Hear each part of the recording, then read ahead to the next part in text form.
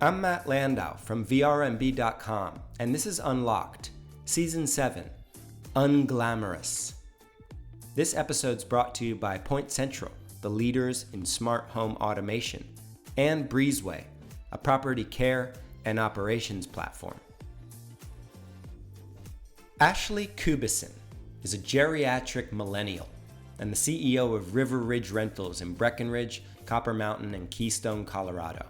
And her company's been around for almost 20 years, but Ashley took it over from her mother and conducted a full rehaul on systems and technology while attempting to buttress the aspects that make them market leaders, like specialization, localization, and community involvement. And most of the questions in this interview are framed, knowing what you now know, how would you do it differently when starting from scratch? Which we hope gives newcomers a powerful roadmap to follow, and even veterans that nudge to address some of the weaknesses that need an update. And I'd like you to pay extra attention to Ashley's emphasis on communication, both the techniques and the technology that she uses to close that understanding gap so that there's less trauma and drama and non-glamour. Vámonos. So this season, the theme is unglamorous, except you're going to be the one episode that's themed glamorous. Ashley, are you okay with that? Perfect. I love it. I am. That totally works for my personality. And in all fairness, when I told you that our theme was unglamorous, you're like, yes, this is my business. I've been doing this for a long time. And you also told me something that I did not know, is that you took over this business from your mother. I did. I took over, I guess, about 6 years ago now. Does that mean you were raised like in the vacation rental business? Not at all. So my parents started the company when I was in college. So I was already gone, and they kind of started this, doing their thing. And they'd actually moved to Colorado. I grew up in Texas, and they had gone out to Colorado, started River Ridge, and I did come to work for the company after college. So I worked for the company for about 5 years at that point, and then I was off doing my own thing. I worked in digital advertising and did PR for a ticket company for a while, and really loved it. It was really a wonderful experience. And then my mom called, and her health had been declining, and she just couldn't keep going. And I'm the oldest of all the children, by a lot. And so she asked me to help out and take over. And really, even if her health hadn't been in bad shape, it was probably for the best that I did, because when I came back to the company, a lot of the systems that were in place needed to be updated, and working with technology and processes and systems is something I really enjoy. And so I came in and got busy and really kind of turned everything upside down and redid the whole thing. And what about the hospitality aspect? Because that's front and center right now in our industry. I can see immediately how your affinity with the systems could have a wonderful impact. But did it take a little while to stomach the fact that this is a really intensive business where we're changing people's lives?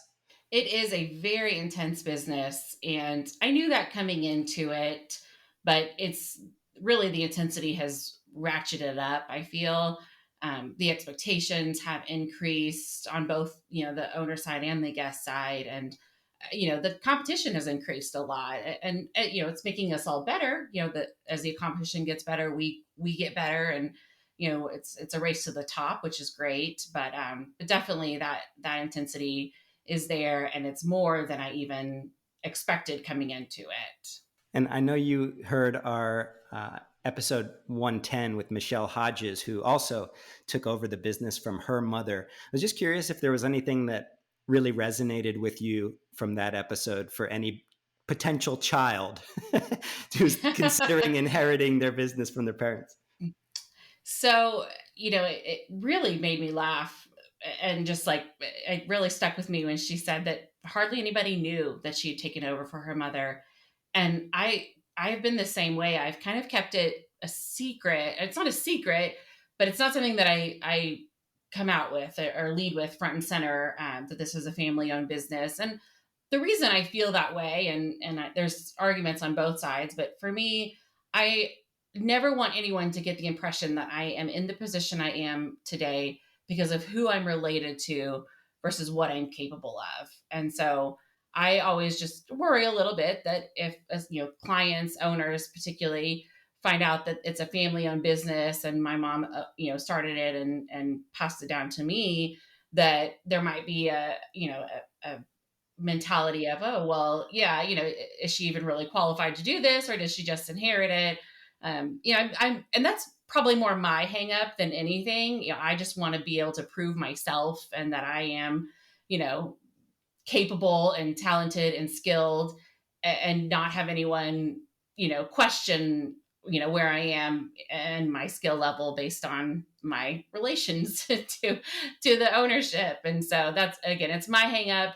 And it's funny because I got the impression from Michelle that it was her hang up as well. She kind of said she's coming to terms with it and getting used to it. But that's definitely been something that I've really shied away from, emphasizing that family business aspect. And it's funny because some clients really love it. In fact, we're just bringing on a new property now where the owners said, one of the things they love was that we're a family run business. And I'm having to finally come to terms with and realize that most people think that's a good thing. And it's only me that is afraid people are going to judge my ability because of it.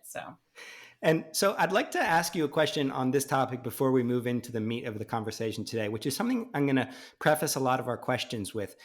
And it has to do with the fact that you guys have been in business now for the better part of 2 decades. And you've gone through so much of the trial and error, so much of the problem solving. But I'd like to ask you, if you were just starting off today and building your vacation rental business with, let's say, 1 or 2 properties, is that family aspect something that you would put front and center in your marketing? I think it probably would be something that we'd emphasize more of. One of the challenges that we deal with in Summit County, but really certainly in every, vacation destination, is turnover. And, that it's a seasonal area when you're in a vacation destination typically. And so you get a lot of people coming for a season and leaving. And so one of the benefits of being a family-owned business is you can kind of eliminate some of that turnover. They're related to you by blood, and they're not allowed to go anywhere. Um, so there are benefits to it, and I think it would be something that would be worth emphasizing a little bit more than I have in the past. So along these same lines, one of the other things that really stands out to me, and by the way, Ashley, if you needed the reminder, everybody who speaks about you in our industry speaks about you in the most innovative, impressive, accomplished sense. So if you were ever doubting yourself, this is officially the last day. But when I look at your website, I see a specialization of properties in a number of different ways. I see properties that are luxury. I see properties that are geographically specialized, whether it's in Breckenridge or Copper Mountain. I see properties that are special interest specialized, whether it's dog friendly or ski in, ski out. Can you talk to us about the role of that focus, that sharp specialization as the industry sort of gets more competitive? Absolutely. That's something that my mom gets all the credit for. When she started this business, she really honed in and narrowed in the focus on luxury single family homes. And that made us very unique in the market. There's a lot of condos in the area, like there are in most destination areas, and managing condos, it has its own set of challenges, but it's just a very different set of needs than what single family homes are. And she had gotten her start her background's in accounting, and she was doing the books for a luxury home builder in the area. And while doing the books for him, he was he had built these spec homes and was renting them out, and she was helping, manage the VRBO listing and deal with the renters and guests and communications and whatnot. And there was only a few properties, but that's kind of what gave her the idea to get into this business. And so she really, at that point, identified how unique that the needs are of a luxury home as compared to, you know, a condo or a townhome or just a, kind of a run of the mill, regular property, and really was able to position our business as specializing in those unique needs. And certainly, if you own a luxury home, you really want someone who understands all the unique quirks and things that come along with that. I mean, the systems are different. You get amenities and features like a whole home oxygen system or whole home humidifiers, or heated driveways, heated ceilings and roofs. There's all kinds of unique features that luxury homes have that you don't find a lot of the time. And so really being able to specialize and focus on that has made us very successful in our market. And it works great for guests as well. We have, certainly 17 years in business, we have a lot of loyal guests who come to us year after year, and they know that when they're staying in a River Ridge Rentals home, that they're going to get a good, high quality product. And so back to that, if you were starting today question, is there a hierarchy of those specialties? So like, I'm guessing the location, it must first of all be in a particular location and then needs to be a specific price point in the luxury sense. Then you can begin to think about dog friendly or ski in, ski out, or is it just kind of you pick what you can get? Definitely, we don't pick what we can get. We turn away far more properties than we accept into the program. There's all those factors play together. So if the property is ski in, ski out, then it doesn't have to be as high end in finishes or as large, or it's going to produce a level of income that still makes sense.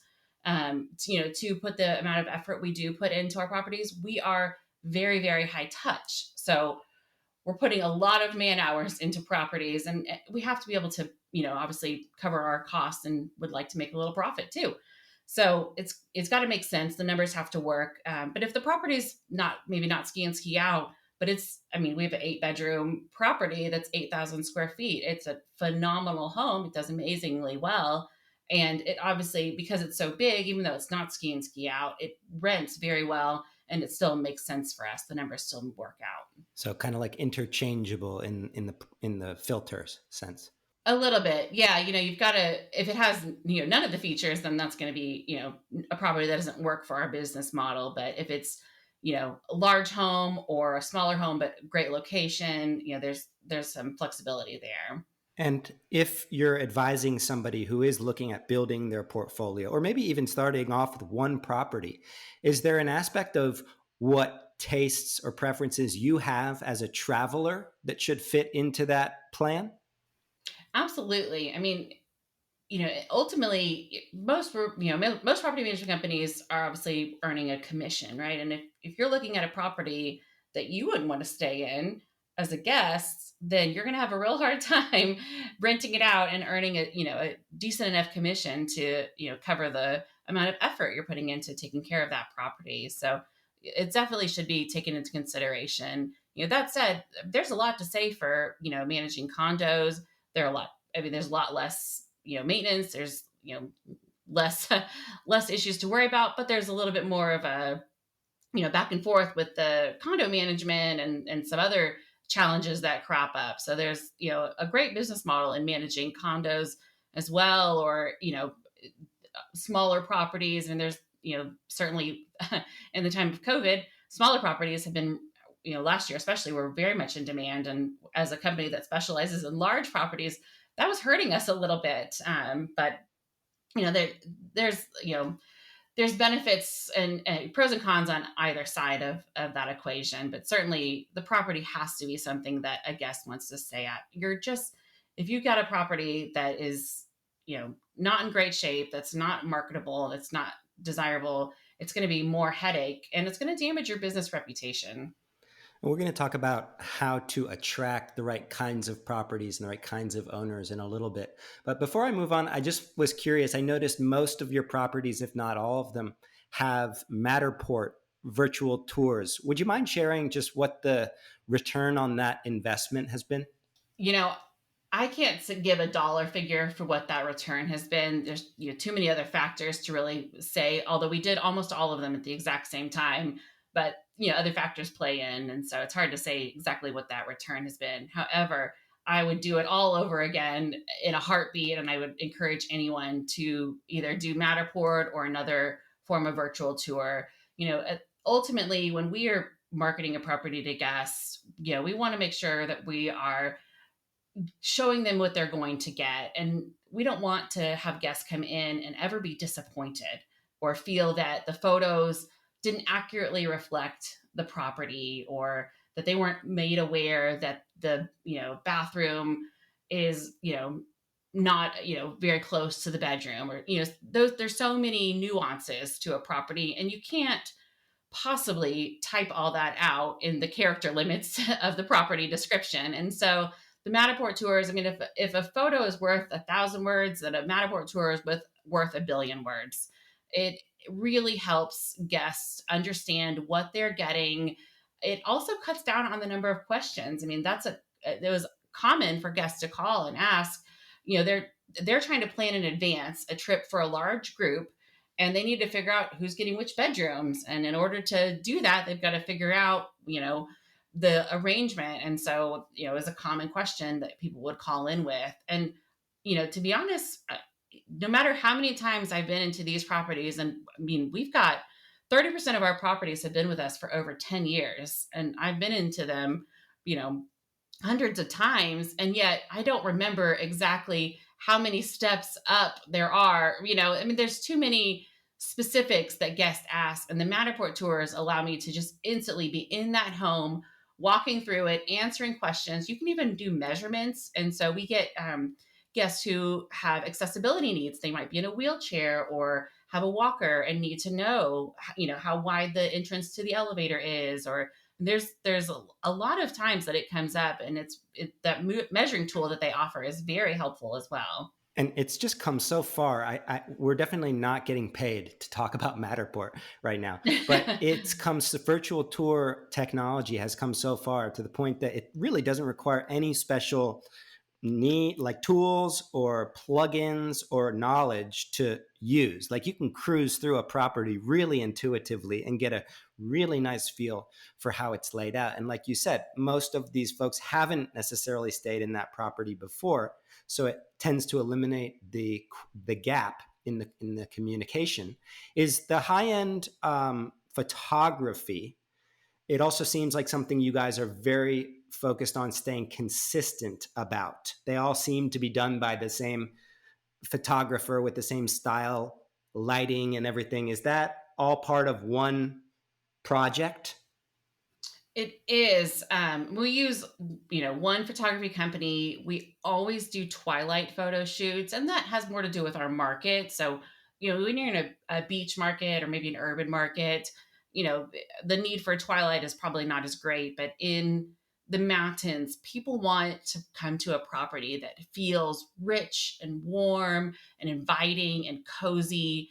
I mean, you want that mountain cabin feel, and that the Matterport tour, the photos, the way we do it with the twilight, really helps give that warm feel that people are looking for.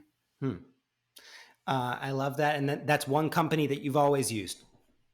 It is, yeah. It's a company called Virtuance, and Right. they're out of Denver, although I believe they have many locations, and they do a fantastic job with the photos, and the consistency is really, really wonderful. Beautiful.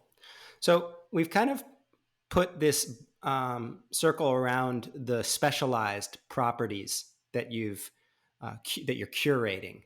I'd like to talk a little bit about quality of guests, both people who respect and value the service that you bring, but also how we communicate with them. And I think that a theme post-COVID, if it wasn't obvious beforehand, is that better communication with guests makes for happier guests, or at least less gripey guests in their reviews, and ultimately more direct bookings over time.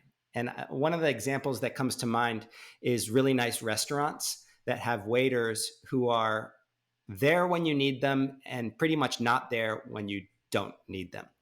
So I'm kind of curious about your communication strategy. Like, what structure do you implement today? And is it different at all than maybe what you do if you were just starting out?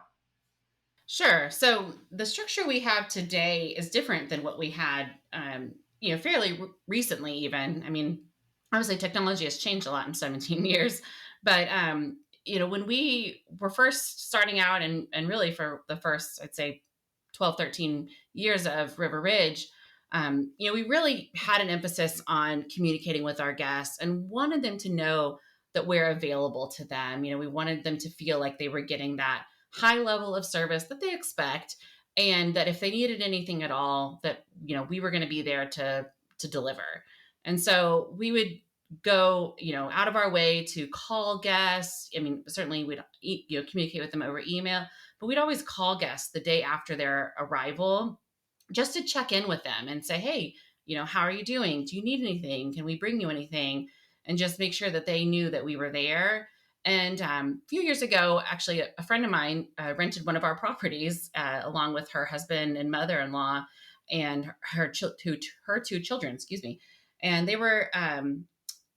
got our call that morning, the morning after they had checked in, our standard, call in to check on you, see if you need anything. And she didn't answer the phone. And she texted me a few minutes later and said, oh, I got the voicemail, just checking in with us, but we're running late to ski school and trying to get on the gondola, and we're just in a rush and I didn't have time to answer, but we're fine. And it was just so funny. Like, it was an eye-opening moment when she didn't answer the phone call, but text me from the gondola to tell me that she couldn't answer the call. And I realized, guests are on vacation, right? And they don't necessarily want to talk to us unless they need something. And so I thought, there's got to be a better way to communicate to guests that we're available, we're here for them, but we don't want to be, taking up their time. And even email, we found, is not as effective of a form of communication, because I don't know about you, but when I'm on vacation, I don't want to look at my email either. I try to ignore it as much as I can. And so really, we started moving to text message, and it has been a huge game changer. And I was worried at first that, I think I'm a geriatric millennial or a zennial or something. I'm in that in between Oh my zone. gosh. I've been trying to figure out what to call myself, but I'm totally one too. Yeah, geriatric millennial came out a couple months ago, and I thought, oh, that sounds about right. Yep. And so I love texting, but I thought, most of our clients are older. A lot of them are, in their 40s, 50s, 60s. So are they going to respond well to texting? Is this just because I like it? Are they going to like it?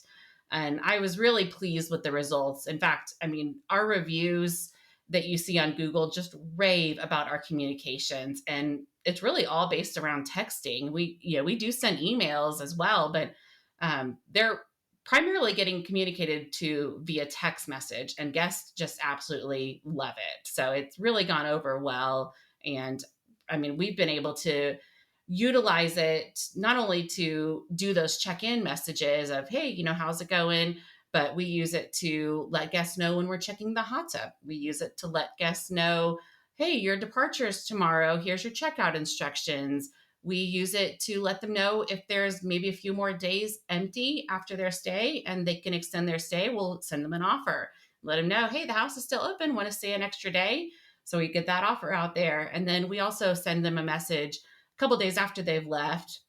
And we just say, look, we hope you've had a 5-star stay, and go here to leave a review. If you didn't have a 5-star stay, let us know what we can do to make it right. And it just gives one last opportunity for guests to reach out and let us know if there's anything that we needed to do better.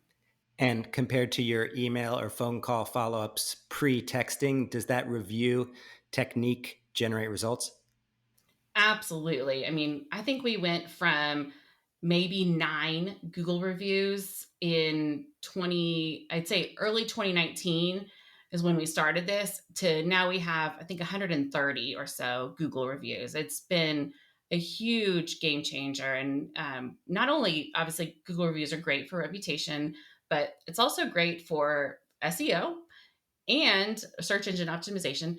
And we've gotten a lot of owner referrals just because our Google reviews are so great. And the vast majority of our Google reviews are not from owners. There's maybe 1 or 2 in there that are, but the vast majority are from guests. And yet owners see how well we're taking care of our guests, and they say, I want that for my house and for my guests.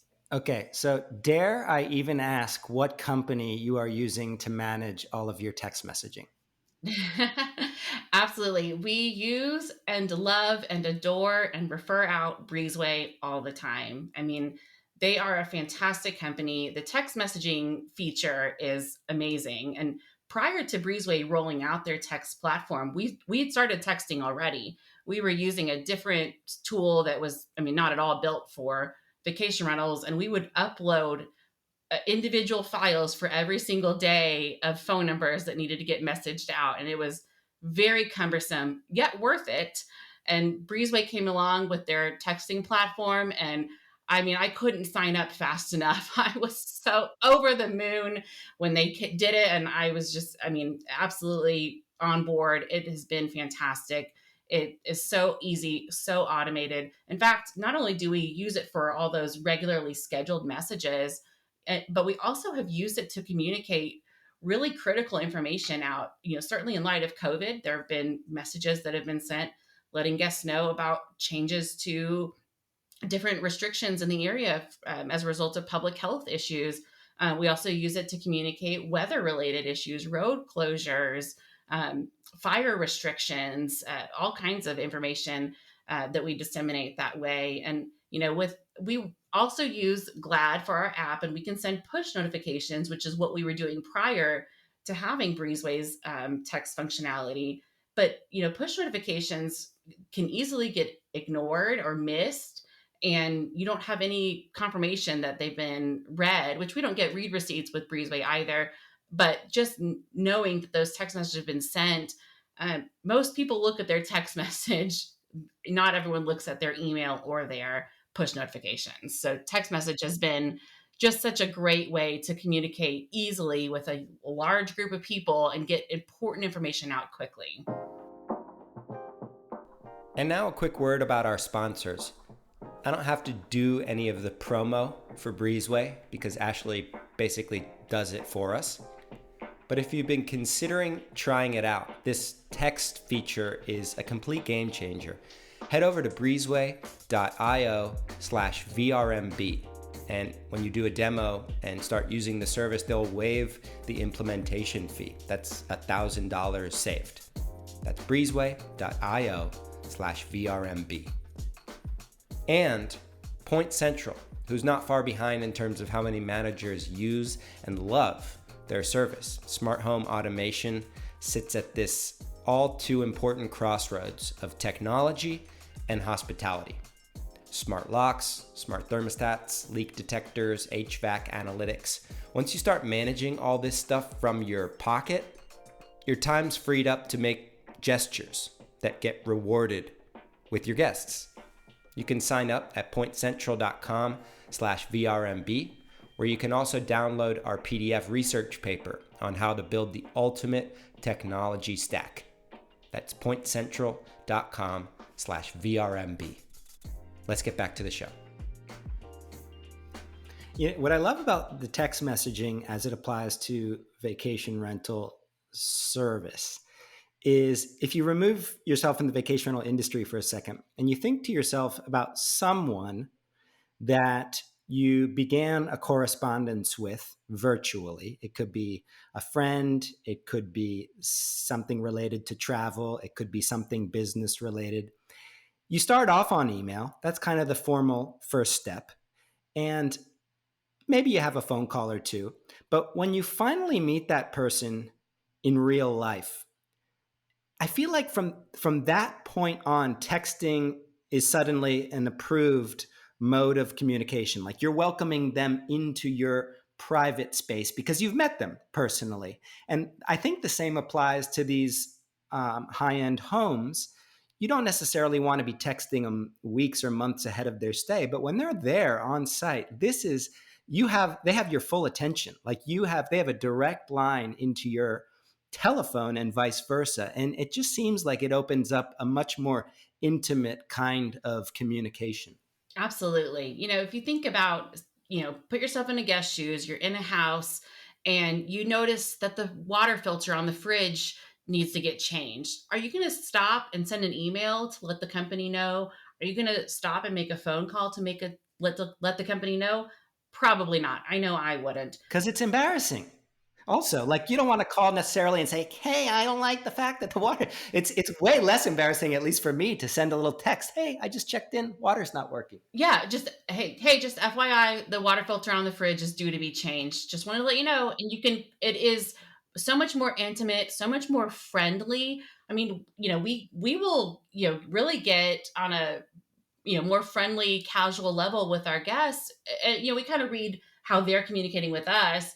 But, you can send emojis, you can send photos. We get guests who send photos of their family enjoying the home or of the moose that they just saw walk through the backyard. I mean, it's such a great way to get on that level with a guest where all of a sudden you've gone from being the property management company that they rented to through VRBO to like their close connection in this beautiful area. Exactly. So like if you see them using an emoji or using a phrase like BFF, you may mimic that. Absolutely. Yeah. You just read how they're communicating. And if they're having fun with it or being more casual, or, I mean, if they throw in an LOL or a haha or something like that, you can start to get a little bit more casual with them and really connect with them. I mean, who doesn't want to have a friend in the area that they love to vacation in? Who doesn't want to have that kind of a contact? And once you develop that kind of relationship with them, you've got a customer for life. So speaking of customers for life, one half of your business is taking really good care of your guests. The other half is taking really good care of your homeowners. And that requires really good communication too. Yes. I think that's a hard thing to juggle. I mean, something we talk about often. Vacation rental managers are a rare breed in their ability to tend to both of those groups. How do you juggle different owner personalities and expectations? It's very challenging, and I won't pretend like I've unlocked the secret recipe for it. Except that we are working very hard to do so. Every owner has a different level of expectation. And we've got 55 owners with 55 different ideas of what is a critical item, what is a low priority item. I mean, I was just having a conversation with an owner earlier today who said, we just need to be, made aware of the big things like the blinds. And I just paused for a minute and thought, to me, if a stick falls off the blind, it's that I would put that on the little things list. And yet to her, that was a big thing. And how do you keep track of the big things and the little things when you've got 55 owners with different ideas of those? So we've made a lot of strides in the past year in trying to kind of crack that code. And what we've started doing is when we bring on a new property owner, we send out a survey that asked a lot of questions about, what they expect, what unique needs that their property has, and got them to buy the property in the first place, and try to really kind of key in, because I always say owners are on a spectrum. On one side of the spectrum, you have investors who never go to the property. All they care about is that the checks are coming in the mail. And then on the other side, you have the second homeowner. And you can always tell when you have a second homeowner because there's photos of their family around the house. And that's their second home where they bring their children and their grandchildren and they make their memories there, and they rent it out when they're not there, but it is their second home first and it is a vacation rental second. And the level of expectation is different. And we have owners all across that spectrum and we love them all. But you have to know that when you've got an investor owner, they don't want to be bothered with the details. They don't need to know that the fan isn't working and needs to be replaced. Just get it done. Whereas when you've got the second homeowner, they want to know all those details. They want to know that the blind has a broken clip and it needs to get replaced and it's been ordered and it'll be 7 weeks till it gets here. They need that level of details. And like I said, owners are on a spectrum. So it's not just they go in one bucket or the other. It's they're somewhere in between those two things. And you got to figure out how close they are to either one. So earlier we talked about some of the features of these specialized properties. Is it fair to say that the personality or the needs or the expectations of the owner is part of that equation? Absolutely. Yeah. In addition to just, the unique challenges that single family homes and high-end homes present, when you've got a property that's, worth many millions of dollars and that owner has invested that money into this property and they're entrusting you with the care of it, you've really got to work hard to ensure that you're meeting their expectations. And, it all comes down to communication. I tell this to my team all the time.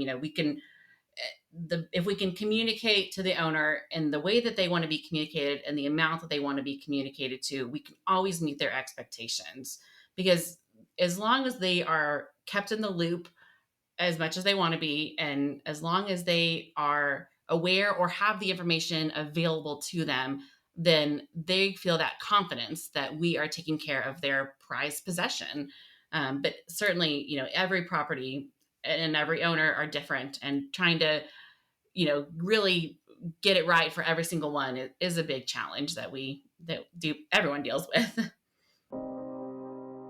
And listeners, just to call out, the more I've studied successful vacation rental businesses like Ashley's in the wake of the pandemic, the more I've realized that improved communication can reduce the unglamorousness a great deal. In the case of homeowners, for instance, consider asking 2 questions up front. First, how often do you want our company to communicate with you? 0 being as rarely as is necessary or possible. And 5 being, I want to know about everything that you're able or willing to share with me. And second, what level of alarm would you like our property management company to notify you about? With 0 being broken blinds, for instance, and 5 being a major pipe leak. This kind of communication is really just helping you understand what qualifies as excellent service to them so that you can match it. It's like a calibration exercise. Listen on as I ask Ashley about parting ways with owners, even when you've tried your best, and how she phrases these thorny matters so tactfully and honestly. It does happen. We've found in the past that some owners are just frankly not really ready to be vacation rental owners. They're not, that property is their baby and they're not ready to let go. And so, when you're running a property as a vacation rental, there's got to be at least some, amount of willingness to allow other people into your home and to allow them to use it. And, the expectation has to be within reason. You can't expect that every pillow will always and forever be in the exact same spot. It's just not going to happen. And so there are times when we've had to part ways with an owner and say, this isn't working. We also have had to part ways with owners from time to time when they are unwilling or unable to give us the level of trust that, this relationship requires. And it's a relationship. And I tell prospective owners when I'm talking with them that, vacation rental management is a little bit like a marriage. It has to work for both parties. And our program, some companies offer, multi levels of their program, maybe the platinum service and the gold and the silver. For us, we're kind of this is our program, and we don't differentiate it between properties or owners. So the owner's property has to fit in our program, and we have to be able to work well with them. And if they can't trust us, if they're always going to be looking over our shoulder and waiting for, something to happen or expecting something to happen, it's not going to go well. And it's going to end up, creating problems on both sides. And so we've had to let go owners, and we've had to tell owners in the past, I don't think it's the right fit for you. I don't think we can meet your needs, because the level of expectation was not reasonable. Yeah, like I can imagine perhaps uh, a couple who owns a home who's having some sort of marital issue. Somehow you are involved in this discussion, and you're like, "Wait a minute, this is not what we signed up for." And they're thinking to themselves, "But you said this was a marriage." Well, so it is like a marriage, but frankly, we've ended up in the middle of, just marriage partnership issues many a time. And it's a challenge that's difficult. We've had situations occur where one spouse asked us to do something and the other spouse wasn't notified or, included in that conversation loop. And so we did what spouse A asked us to do, and then spouse B got upset about it. And so that definitely happens. And because of that, and, it's difficult because, when you're communicating with someone over the phone or in person, the conversation has so much more richness to it. And yet there's no paper trail there. You can't CC someone on a phone call. And so I do try to have most conversations occur in writing, over email or text message, so that I can let everyone on our team into that loop, so that everyone on our team who handles, our owners can all be on the same page as to what was discussed. And so that for that owner, their, spouse or partner, we have houses that are owned by business partners. We had one that was owned by 4 business partners, all 4 different married couples. So there was 8 people that owned this property, and trying to get all 8 of them on the same page was a real struggle. So written communication, as much as it doesn't have that same, richness to it as, having a face-to-face or a phone conversation, it does allow us to keep everybody on the same page so that we all know who's doing what and where and when. Have you ever experimented with talking head videos, opening your webcam and communicating an important message to a group on video recording? I have not. No, I mean, I know video is the way of the future. I have not embraced it as much lately or yet, but I'm sure at some point I'll dive into it.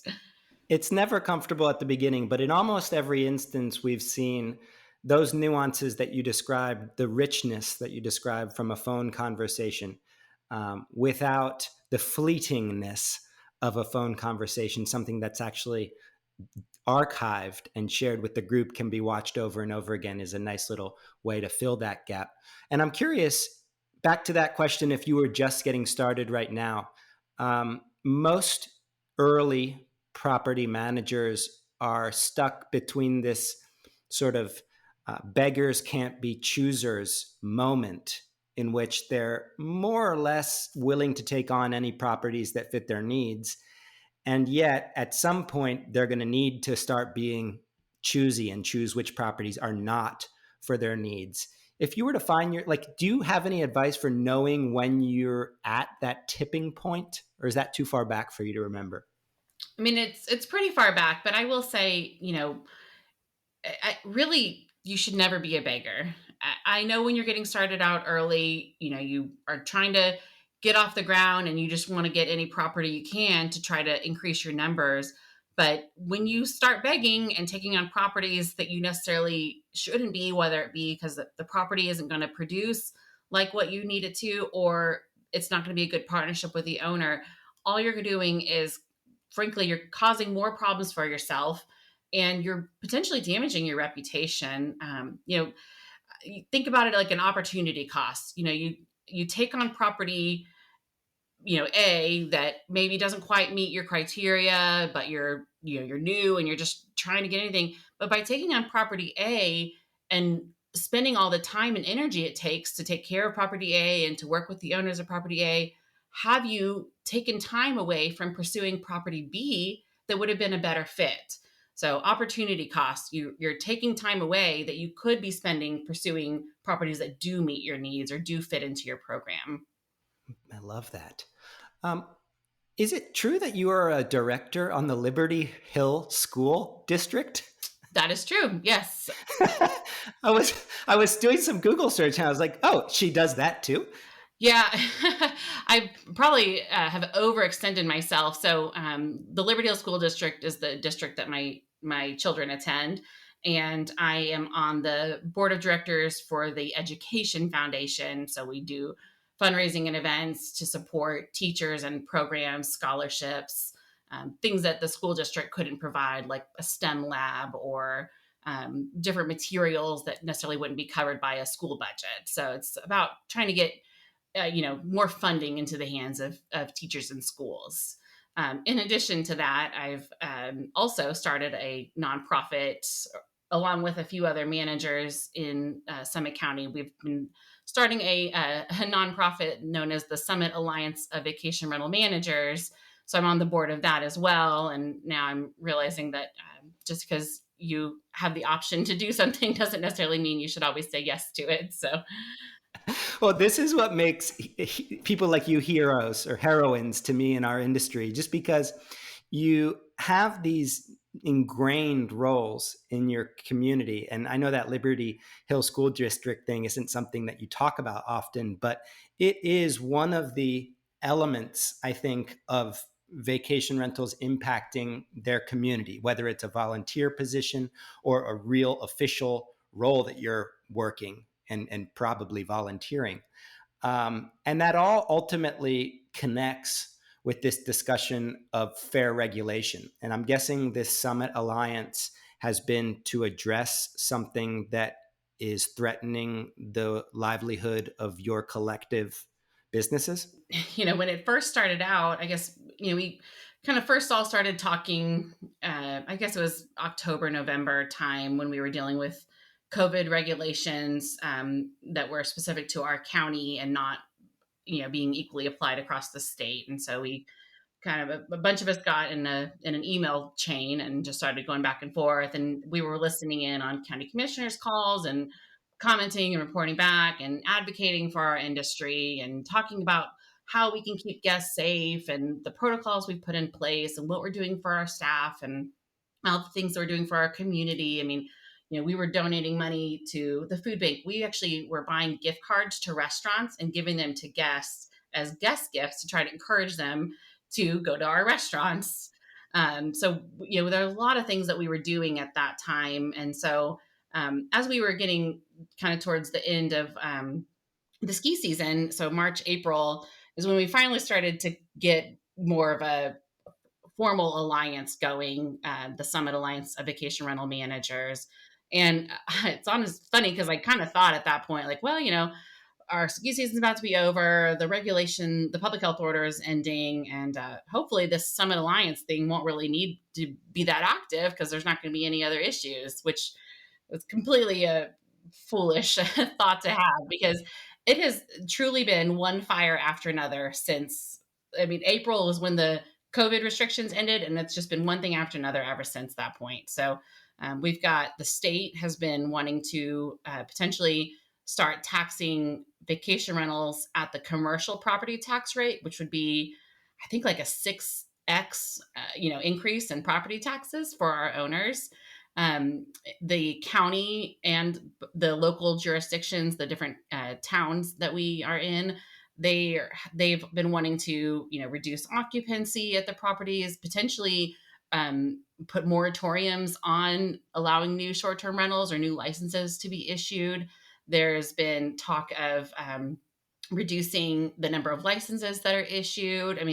It's truly been one thing after another. There's a citizens petition right now that we're, advocating against that is trying to restrict any short-term rentals in the town of Frisco. And so it's been coming at us fast and furious. And we've been actually, I think Toby Babbage, the president of VRMA, is part of the group. And I think he said the other day that we're basically building this airplane as we fly it. So we're still trying to get off the ground. And yet things are coming at us, from every direction. So it's been quite an active organization since its inception this spring.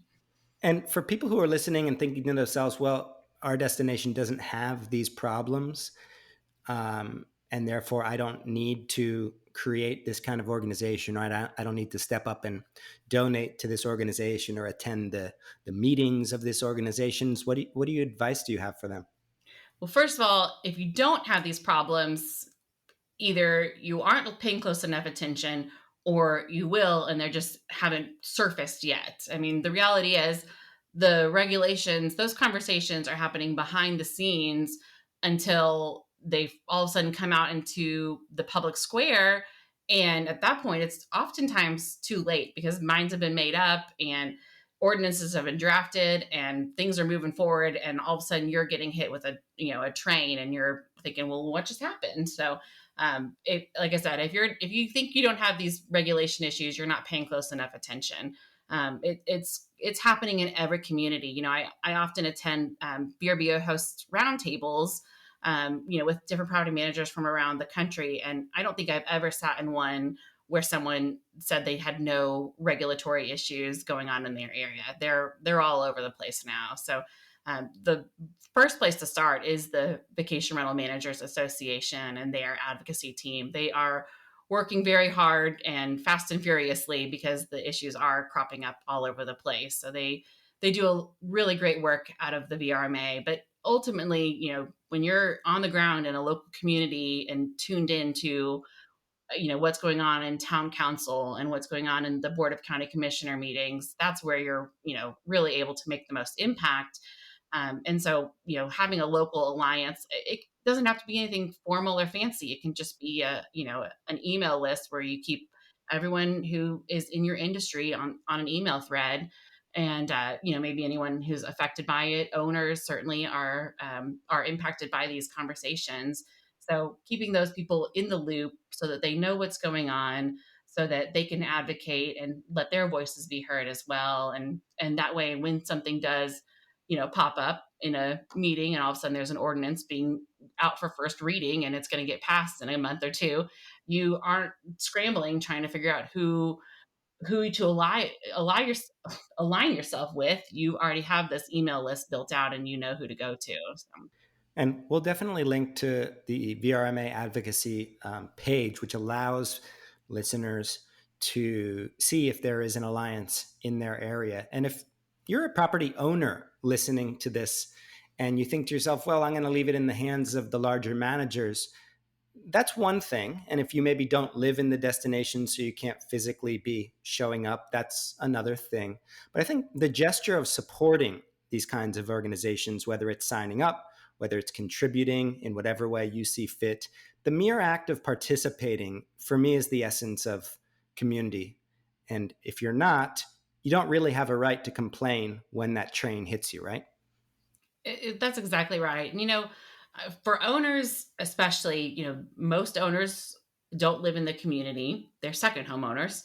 And so they actually don't have the right to vote on these issues that are affecting them and their property and their investment, their livelihoods.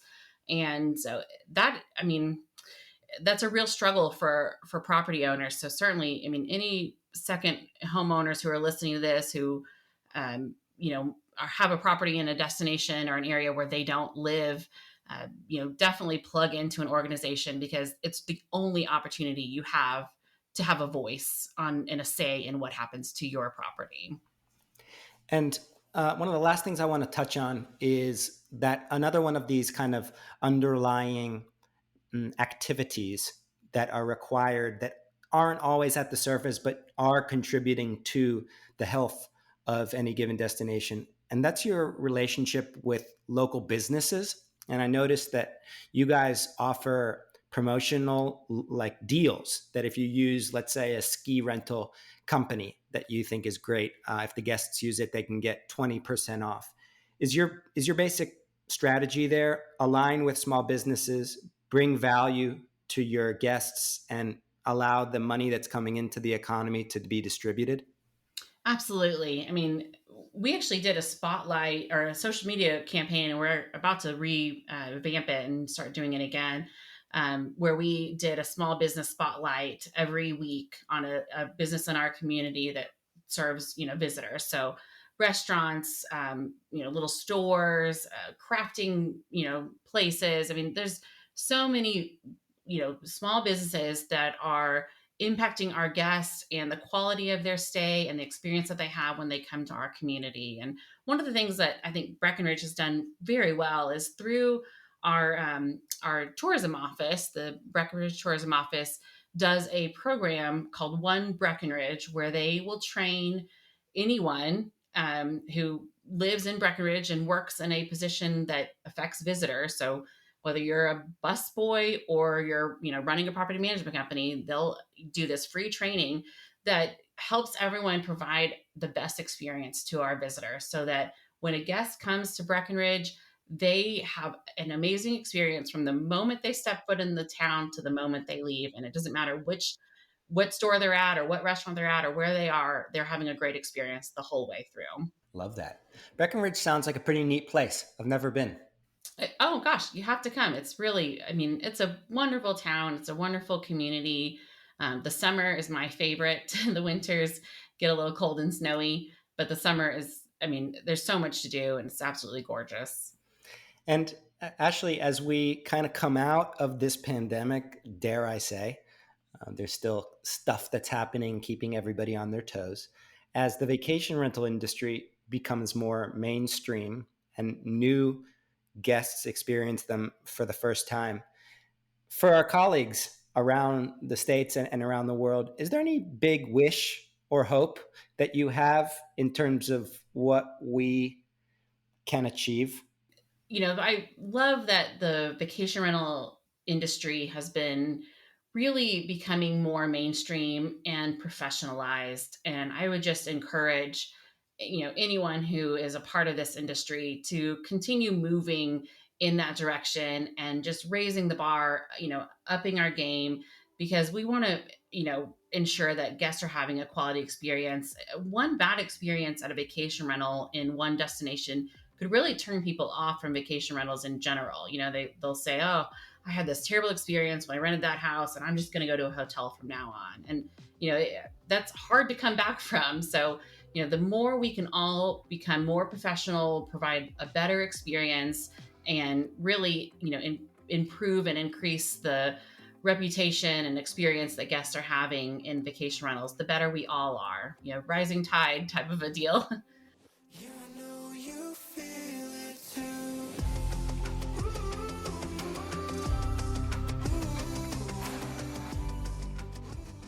I hope you enjoyed that interview. I know I did.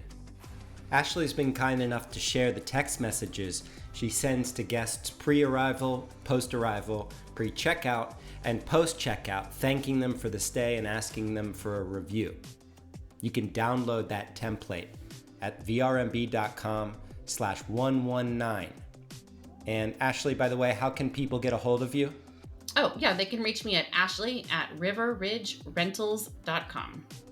My big takeaway from this conversation is that most of the human problems we face in small business, the annoying stuff, can be eliminated or at least greatly reduced if we better communicate exactly what we're thinking or feeling or expecting.